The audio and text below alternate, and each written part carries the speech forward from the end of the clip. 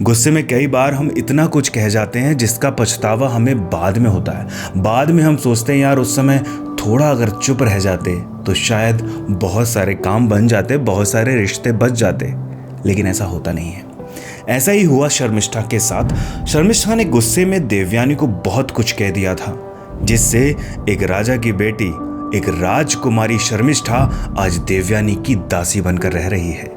एक राजकुमारी जिसके आगे पीछे दासियां घूमती थीं, वो राजकुमारी आज देवयानी की दासी बन गई। कैसे, ये जानने के लिए देखिए बाकी के 3 भाग। चलिए शुरू करते हैं ये कहानी वहीं से जहां से हमने पिछली बार से छोड़ा था। शर्मिष्ठा अपनी 1000 दासियों के साथ देवयानी की दासी बन जाती है। एक बार शर्मिष्ठा और देवयानी वन में विहार कर रहे थे, तब वहां से राजा ययाति गुजर रहे थे, जो एक शिकार की तलाश में वहां पहुंचे थे। देवयानी और ययाति की कुछ बातचीत होती है, क्योंकि देवयानी ययाति को पहले से भी जानती थी। तब देवयानी कहती हैं कि राजन, आप वो पहले पुरुष हैं जिसने मेरा स्पर्श किया है। जब मैं कुएं में गिरी थी, आपने ही हाथ से पकड़कर मुझे बाहर निकाला था। मैं चाहती हूं ये हाथ आप जीवन भर के लिए थाम लें। तब राजा ययाति कहते हैं, देवी, आप ब्राह्मण की पुत्री हैं और एक क्षत्रिय होकर मैं ब्राह्मण से कन्यादान कैसे ले सकता हूं? क्षत्रिय ब्राह्मणों से कन्यादान लेने के अधिकारी है ही नहीं। इस पाप का भागी मुझे ना बनाइए। राजा ययाति देवयानी से ये सब कहते हैं, लेकिन देवयानी तो फिर देवयानी है। देवयानी जो ठान लेती है वो करके ही रहती है। देवयानी ने कई तर्कसंगत बातें की राजा ययाति से और उन्हें विवाह के लिए मना लिया। तब ययाति कहते हैं, ठीक है, मैं आपसे विवाह तो कर लूंगा, लेकिन उससे पहले आपके पिता असुर गुरु शुक्राचार्य की अनुमति लेना अनिवार्य है। वो आपको मुझे सौंपेंगे, तभी मैं आपको स्वीकार करूंगा।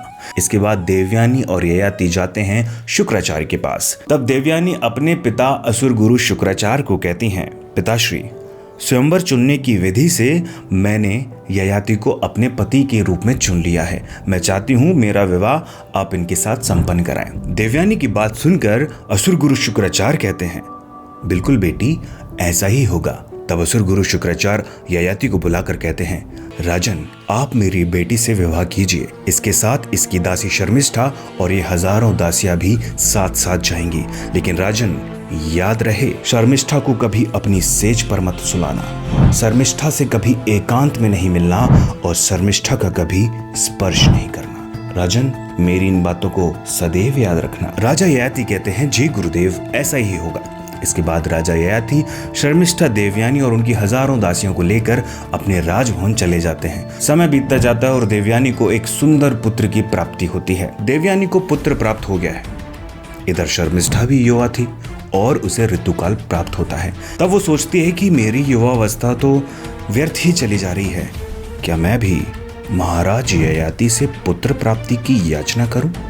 क्या वो मुझे पुत्र दे सकते हैं? शर्मिष्ठा ऐसे सोच ही रही थी कि तभी वो राजा ययाति को उनके महल के बाहर एकांत में देखती है और वो उनके पास जाकर उनसे विनती करती है कि महाराज, मेरा विवाह नहीं हुआ है, मैं आपकी दासी हूँ, इस नाते आप पर मेरा अधिकार है। क्या आप मुझे पुत्र प्राप्ति का सौभाग्य प्रदान कर सकते हैं? तब राजा ययाति कहते हैं, ये अधर्म है।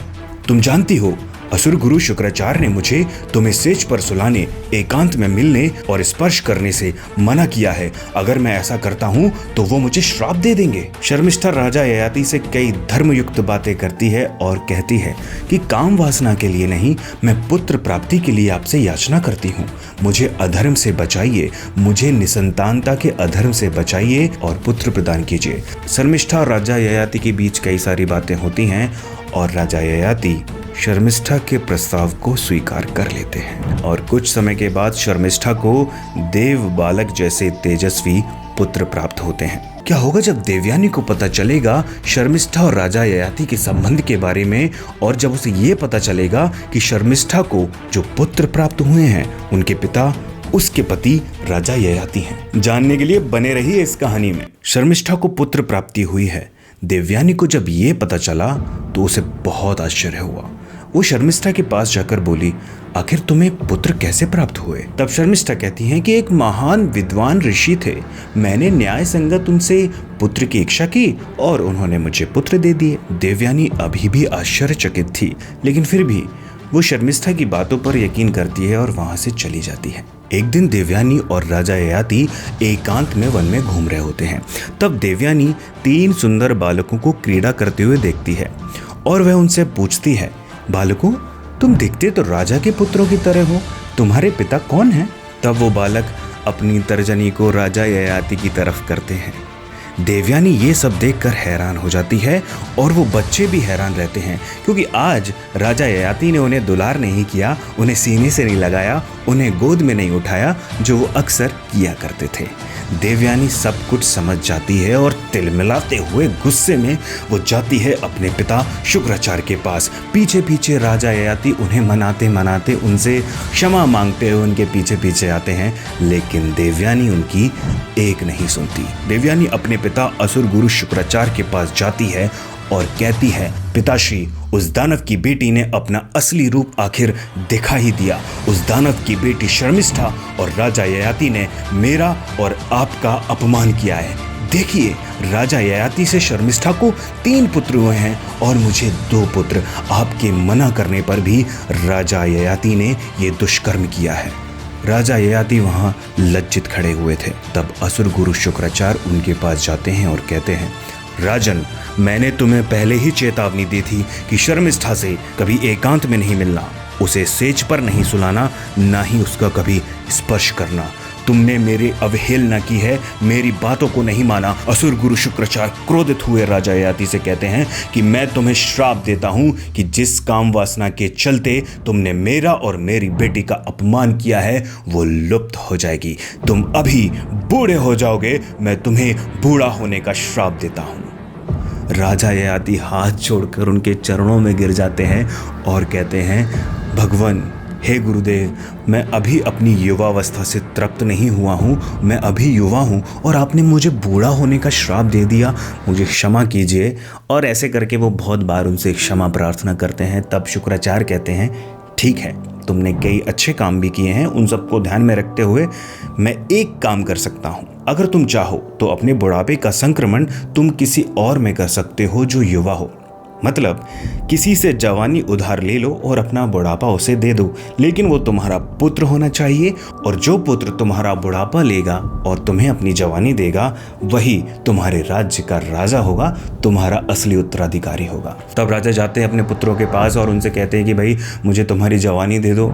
लेकिन पुत्र इनकार कर देते हैं। सबसे पहले वो अपने ज्येष्ठ पुत्र से पूछते हैं, वो मना कर देते, नहीं, मैं ऐसा नहीं कर सकता, मैं अपनी युवावस्था तुम्हें कैसे दे दूं। ऐसे ऐसे करते हुए अपने पुत्रों से पूछते हैं तो सभी बड़े पुत्र मना कर देते हैं। फिर वो जाते हैं अपने पुत्र पुरु के पास और उससे आग्रह करते हैं। पुरु उनसे कहते हैं, पिताश्री, आप जैसा चाहें वैसा ही होगा। पुरु अपनी जवानी यानी कि अपनी युवावस्था अपने पिता को दे देते हैं और उनसे उनका बुढ़ापा स्वीकार कर लेते हैं। इस तरह राजा ययाति कई वर्षों तक युवावस्था को भोगते हैं। बाद में राजा ययाति को ज्ञात हुआ कि युवावस्था ऐसी है, इसमें मिलने वाले सुखों से कभी तृप्त नहीं हुआ जा सकता, और वो वापस पुरु को उसकी युवावस्था लौटा देते हैं और तब करने के लिए जंगल में चले जाते हैं और वहां से वो स्वर्ग की प्राप्ति करते हैं। तो ये थी असुर गुरु शुक्राचार्य, राजा ययाति, शर्मिष्ठा और देवयानी की कहानी, जिसमें कई पहलू जुड़े हुए थे। राजा ययाति के बाद पुरुवंश होता है जो आगे चलकर कुरुकुल हो जाता है, और फिर जिसके बारे में महाभारत में बहुत सारे वर्णन आपने सुने ही हैं। आगे कई और इस तरह की कहानियां जारी रहेंगी। मुझे सुनने के लिए आपका बहुत बहुत आभार, धन्यवाद।